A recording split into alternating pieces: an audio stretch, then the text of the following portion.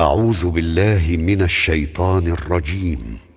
بسم الله الرحمن الرحيم. وقضى ربك ألا تعبدوا إلا إياه وبالوالدين إحسانا إما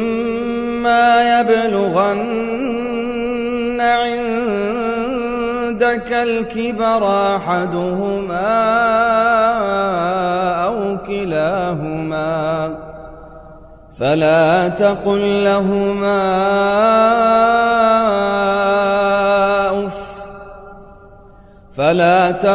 لهما أف ولا تنهرهما وقل لهما قولا كريما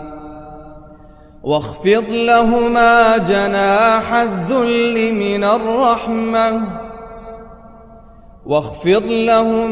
جناح الذل من الرحمة وقل رب ارحمهما كما ربياني صغيرا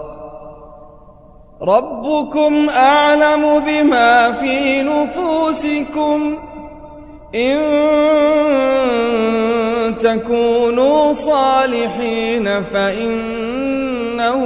كان للأوابين غفورا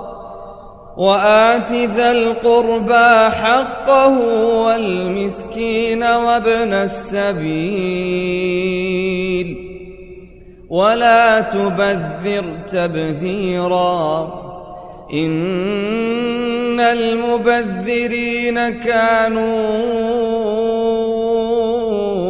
إخوان الشياطين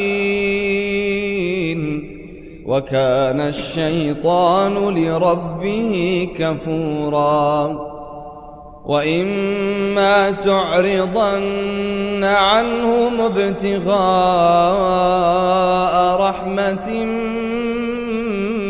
من ربك ترجوها فقل لهم قولا ميسورا ولا تجعل يدك مغلولة إلى عنقك ولا تبسطها كل البسط فتقعد ملوما محسورا إن ربك يبسط الرزق لمن يشاء